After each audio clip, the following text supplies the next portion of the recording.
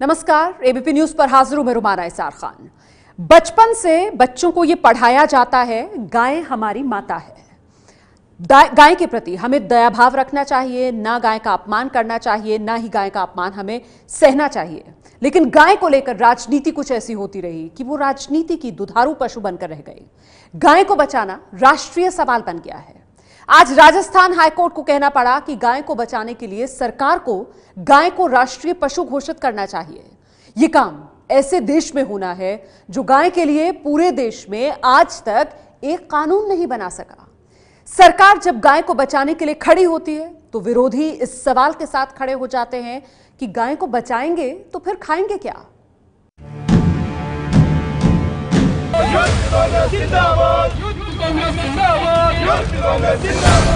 केरल में कैमरे पर गाय काटने के बड़े कांड के बीच राजस्थान हाईकोर्ट ने सरकार को ऐसा सुझाव दे दिया जिसने गोरक्षकों का दिल बाग बाग कर दिया है।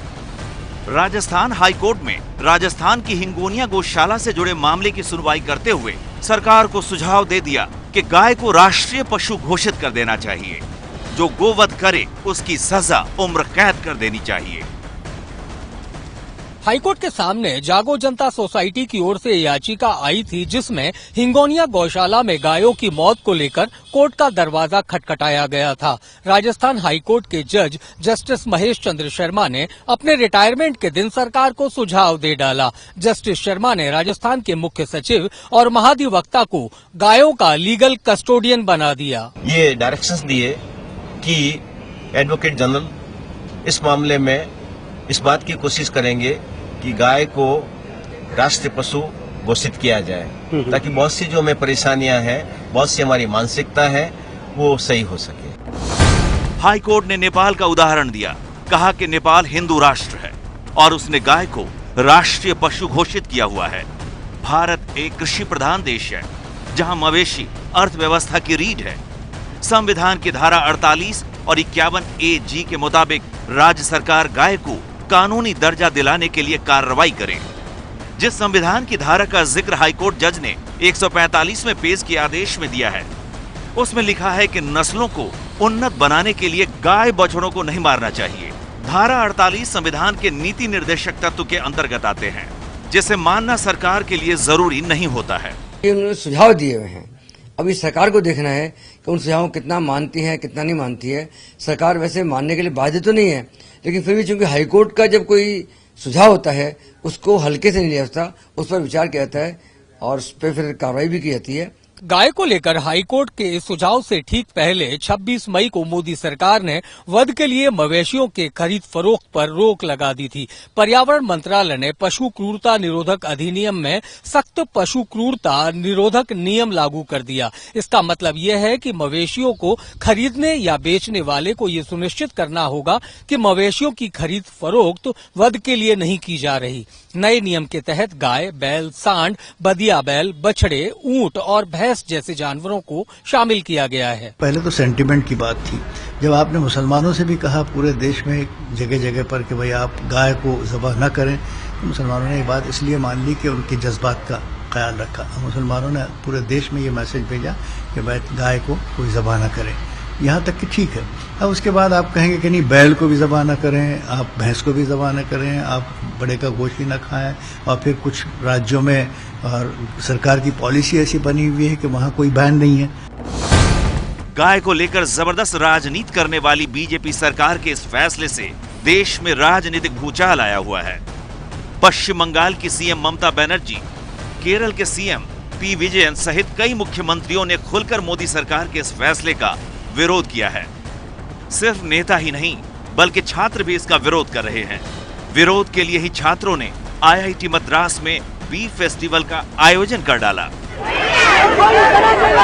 चेन्नई में विवाद इतना बढ़ चुका है कि आज चेन्नई में छात्र और डीएम के नेता एक साथ विरोध करते दिखे। मद्रास हाईकोर्ट के मदुरई बेंच ने सरकार के फैसले पर 4 हफ्ते की रोक लगाई है। साथ ही सरकार से इस पूरे मामले पर जवाब भी मांगा है। मद्रास हाईकोर्ट की मदुरई बेंच ने ये भी कहा है कि लोगों की फूड हैबिट तय करना सरकार का काम नहीं, अपने पसंद का खाना खाना लोगों का निजी मामला है और इसमें दखल देने का अधिकार किसी को नहीं। हाईकोर्ट के आदेश पर मोदी सरकार का पक्ष तो नहीं आया है, लेकिन उनके मंत्री दहाड़ रहे हैं कि गो हत्या बर्दाश्त नहीं की जाएगी।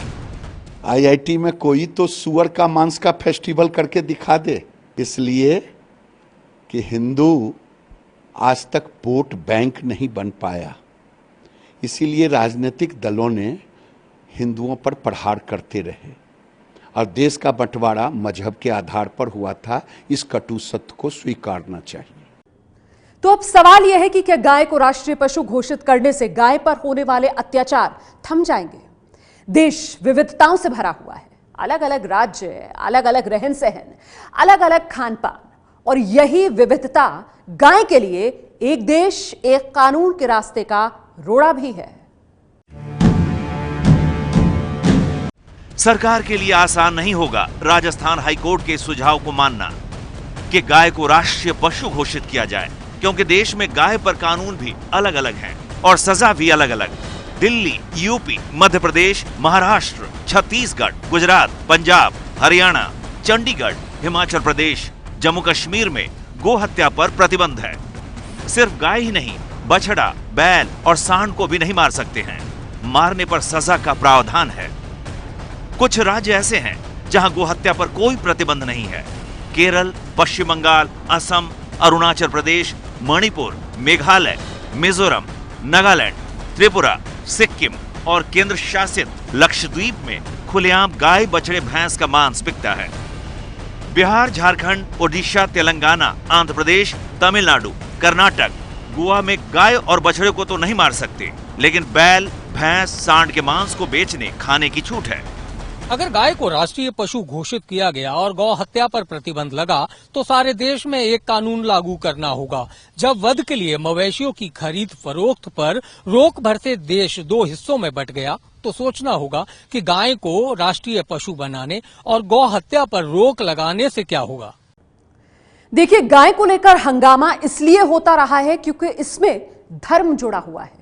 हिंदू धर्म के लिए गाय आस्था है, लेकिन गाय से वोट मिलने की आस्था ने पिछले कुछ साल में गाय को वोट का दुधारू पशु बना दिया है। 3 साल पहले जब लोकसभा चुनाव हो रहे थे तब भी राजनीति गर्म थी और 3 साल बाद भी राजनीति गर्म है। गाय न तब सुरक्षित थी और न आज सुरक्षित है। भारत का बहुसंख्यक समाज गौ हत्या पर पूर्ण प्रतिबंध लगे और गोमांस को प्रतिबंधित किया जाए, इस बात का पक्षधर है। राज्यों में गौरक्षा के कानून है, उन कानून संविधान का अमल हो, इसलिए कभी कभी इन गौरक्षकों को कहीं कहीं आंदोलन अभियान भी करना पड़ता है।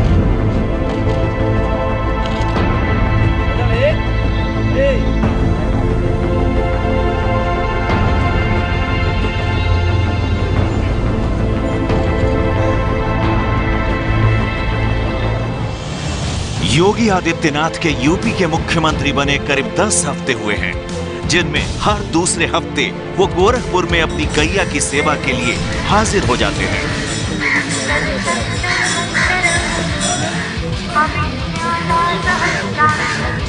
योगी जब गोरक्षपीठ में रहते थे तब करीब 500 गायों की इस तरह सेवा उनकी नियमित दिनचर्या का हिस्सा हुआ करती थी।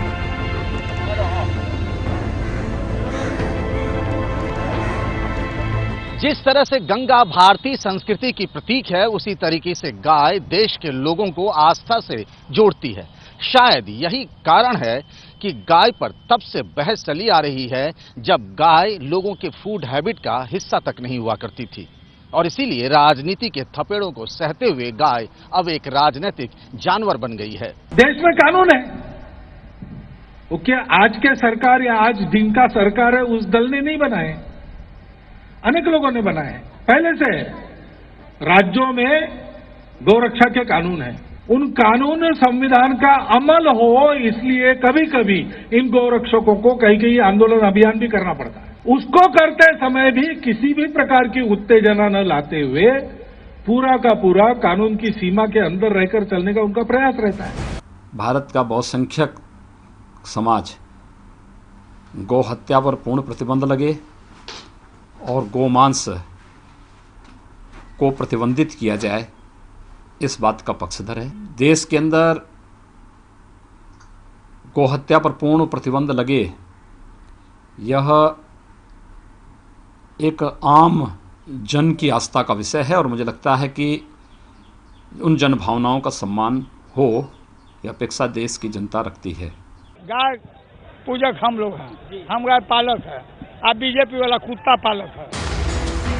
गाय को लेकर एक बार फिर पूरे देश में राजनीति गर्मा चुकी है। एक तरफ वे लोग हैं जो सड़कों पर बीफ फेस्टिवल का आयोजन कर रहे हैं, दूसरी तरफ ऐसे लोग हैं जो गौ भक्ति के नाम पर बेगुनाहों की जान ले रहे हैं।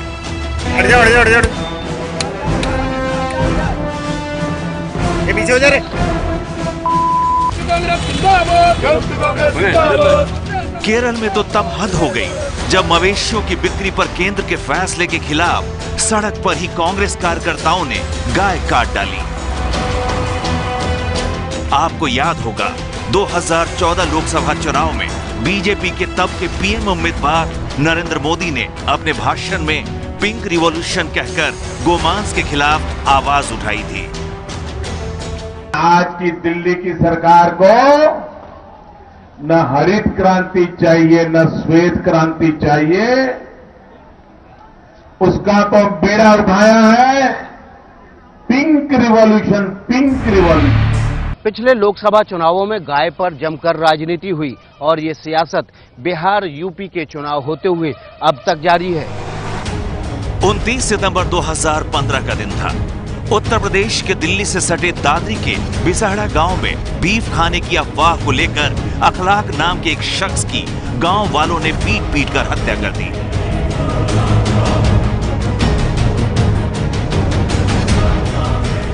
इस दर्दनाक घटना ने हर किसी को हिला कर रख दिया। सवाल उठा कि क्या कोई खाने की खातिर किसी इंसान की हत्या कैसे कर सकता है। इस मुद्दे पर एक बार फिर सियासत शुरू हो गई जो बिहार चुनाव तक चली। हिंदू में नहीं खाता क्या बीफ? जो बाहर जाता बीफ खा रहा कि नहीं? हिंदुस्तान में भी तो बीफ खा रहा है। अपने को हिंदू कहने वाला भी तो खा रहा है।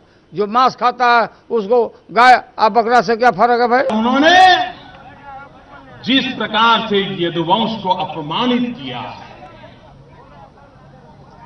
लालू जी, चुनाव आते हैं जाते हैं, लेकिन आप ये मत भूलिए यही यदुवंश के लोग थे जो आपके साथ खड़े रहे थे। वाह भाई, गौरक्षा की बात करते हैं और उसके बाद गुजरात में जो मरे हुए गाय या अन्य जानवरों की चमड़ी उतारता है उसकी पिटाई करते हैं। गाय किसी की नजर में माँ है तो किसी के लिए भोजन और किसी के लिए सिर्फ एक जानवर है। गाय और गौवंश को लेकर ये अलग अलग नजरिया हमेशा से ही विवादों का विषय रहा है। चूंकि इस मुद्दे के साथ धार्मिक भावनाएं भी जुड़ी हैं, इसलिए इस मुद्दे को लेकर राजनीति भी खूब होती रहती है। भारतीय संस्कृति से गाय का गहरा नाता रहा है। यही वजह है कि भारत की सबसे पुरानी पार्टी कांग्रेस का एक जमाने में लंबे समय तक चुनाव चिन्ह भी गाय और बछड़ा रहा। दरअसल हिंदुओं का एक बड़ा वर्ग गाय को मां और ममतामयी मानता है। उसके दूध से लेकर गाय के गोबर तक को लाभकारी बताया गया है। लेकिन हकीकत यही है कि देश में एक बड़ा वर्ग जहां गाय को मां मानकर उसकी पूजा करता है, वही देश के कई हिस्सों में गाय प्लेटों में परोसी भी जाती है।